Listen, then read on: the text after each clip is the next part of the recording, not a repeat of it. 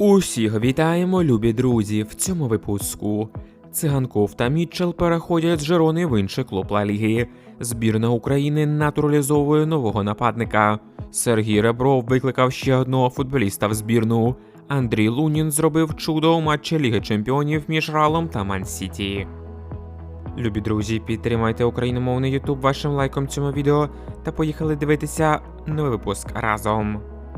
Циганков може несподівано залишити Жирону через головного тренера.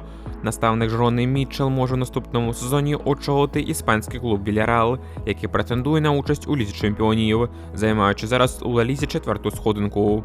Як зазначає джерело Футбол 24, ймовірним є варіант, що Мітчелл покличе з собою у жовту субмарину і лідера каталонців українського вінгера Віктора Циганкова.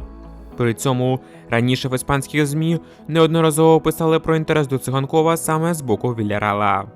Відзначимо, що в поточному сезоні Циганков розіграв 22 матчі в чемпіонаті за Жирону, забив 5 голів і зробив 4 асисти. Гарний варіант для Циганкова, де він повинен бути в основі в амбітному клубі, який постійно грає в Єврокубках, на відміну від Жирони. Та і Мітчелл добре знає українця, а тому, напевне, Циганков буде стабільним гравцем старту у Вільярреалі. Крім того, українець ще й добре адаптований до іспанського футболу. Циганков повинен відразу показувати топ-результат на цьому рівні. І враховуючи фінансові можливості та амбіції Вільярреала, було б добре, якби Мітчелл ще й забрав довбика в цей клуб та відновив зірковий дует Жирони, який приніс медалі клубу у 2024 році. Миколенко отримав привабливий варіант трансферу до гравця збірної України. У сфері трансферних планів Роми з'явився футболіст збірної України. Як зазначає джерело Форза Рома, найбільшу увагу зараз вовки приділяють лівому захиснику Віталію Миколенко, який наразі виступає за англійський Евертон. 26-річний український оборонець цього сезону вже провів 25 матчів АПЛ і може стати ключовим підсиленням для Роми на лівому фланзі оборони. Римляни планують перехід уже літом, а переговори з оточенням українця стартують уже найближчим часом. Раніше повідомлялося, що Евертон намагається продовжити контракт з українським лівим захисником Миколенком, але в клубу виникли труднощі. На жаль, при Гасперіні українці особливо не отримають багато ігрової практики. Так було з Маріновським, якого Гасперіні згнобив у Марсель, так зараз відбувається і з Довбиком. Але Миколенко – це трохи інший футболіст, іншого ігрового стилю. Він чудово фізично підготовлений, таких гравців дуже полюбляє Гасперіні. Адже його футбол базується на вертикальному стилі та акценті на фізичних якостях гравців. Той самий Анхеліньо, який зараз грає ліворуч в Ромі, набагато технічніше за Миколенка. Але він не може дати той об'єм, який здатен показувати українець. А тому перехід в Рому – це безумовно великий крок вперед у кар'єрі Миколенка. Єдине питання, чи потягне Віталій цей рівень, адже відповідальності в нього буде набагато більше. Тим паче є негативний приклад того самого Довбика. Друзі, а перед продовженням поставте, будь ласка, лайк цьому відео. Дякуємо вам за перегляд. Збірна України може натуралізувати шведського форварда. Форвард шведського Сіріуса Роббі Юр підтвердив, що збірна України виявляє до нього зацікавленість. Повідомляють шведські ЗМІ. За даними джерел, 22-річний гравець мав контакти з Українською асоціацією футболу кілька місяців тому. Обговорювалося питання отримання українського паспорта. Юр народився та виріс у Шотландії, проте має українське коріння. Водночас він зазначив, що не очікує виклику до національної команди найближчим часом, адже в Україні є кілька нападників високого рівня, які виступають у провідних європейських лігах. Відзначимо, що Юр у своїй кар'єрі грав за Рейнджерс та Андерлехт, а з 2025 року він виступає за шведський Сіріус. В цьому сезоні гравець провів 34 матчі за клуб та забив 15 м'ячів. Статистика Роббі дійсно досить потужна, враховуючи, що йому лише 22 роки. Він входить у список топ-бомбардирів далеко не останньої ліги Європи. Але конкуренція на позиції нападника в збірні дійсно досить велика. Окрім же ветеранів Довбика та Яремчука, у нас є Ванат, є молоді Краснопір та Пономаренко, а також гравці молодіжки, юний український Холланд Степанов з Утрехта та Пищур, який влітку перейде в Жирону. Тобто вибір на позиції форварда дійсно зашкалює. Але натуралізувати шведа все рівно можна було б, адже хто його знає, можливо в майбутньому він вийде на топ-рівень.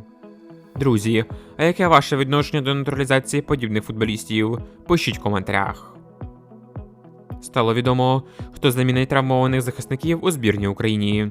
Центральний захисник Полісся Едуард Сарапій буде довикликаний до збірної України на березневе вікно, пише колишній журналіст Ігор Бурбас.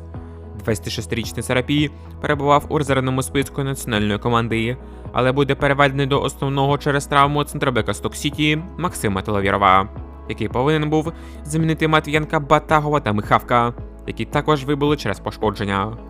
Відзначимо, що раніше Сарапій не грав за збірну України, але у 2 матчах був на заміні. Схоже саме зі шведами і може статися його дебют в національній команді. Андрій Лунін знову тащить Реал Мадрид у Лізі Чемпіонів. Воротар Андрій Лунін взяв участь у матчі відповіді 1/8 фіналу Ліги Чемпіонів проти англійського Манчестер Сіті. 27-річний українець вийшов на заміну у перерві замість бельгійця Тібу Куртуа, який отримав травму. Лунін за другий тайм зумів зробити 3 сейви після ударів з меж штрафного майданчика. Також зробив 2 винеси м'яча, віддав 95% точних передач, зробив 3 підбирання та лише 1 раз втратив м'яч. Українець показав справжній майстер-клас, а одного разу взагалі зробив справжнє чудо. Вже на 56-й хвилині матчу українець отримав свій красивий момент, зробивши ефектний сейв головою. Голкіпер у тяжкий момент врятував Реал від пропущеного другого голу, показавши свою фірменну майстерність. У підсумку Реал переміг Сіті 2-1 на виїзді, а Лунін відстояв другий тайм на 0. Браво, наш козаче! Ось як сам Лунін прокоментував свою гру у матчі Ліги Чемпіонів проти Сіті. Дуже шкода, Куртуа. У нас зараз не найкраща серія з травмами. Сьогодні було складно навіть проти 10, але ми впоралися, вийшли до чвертьфіналу і рухаємося далі. Як воротар, завжди хочу, щоб у суперника не було жодного моменту, але це Ліга Чемпіонів і це Сіті. Ми знали, який матч нас чекає, і що тут будуть моменти, коли доведеться помучитися. Втім, перемога завжди надає такий плюс. Сподіваємося, що це додасть нам хорошої динаміки, адже завжди легше працювати, коли виграєш. Не знаю щодо матчу з Атлетіко. Куртуа має поговорити з лікарями. А я, як завжди, буду готовий до кожного матчу і робитиму все, що в моїх силах. Чекатиму свій шанс, сказав Лунін після матчу Ліги Чемпіонів. Втім, наставник Реалу Альваро Арвелоа після матчу надав сумну новину для нашого кіпера. Схоже, він знову повернеться на заміну. Головний тренер Реала Альваро Арвелоа розповів про стан здоров'я голкіпера Тібо Куртуа, який був замінений у перерві матчі відповіді 1/8 фіналу Ліги Чемпіонів проти Манчестер Сіті. Заміна Куртуа на Луніна була зроблена з міркувань обережності. Він відчув дискомфорт, і ми сподіваємося, що він буде в строю до матчу в неділю, сказав Арвелоа. Відзначимо, що у неділю, 22 березня, Реал зіграє проти Атлетіко. Схоже, Лунін знову повертається на лаву запасних. Любі друзі, а у нас на цьому все.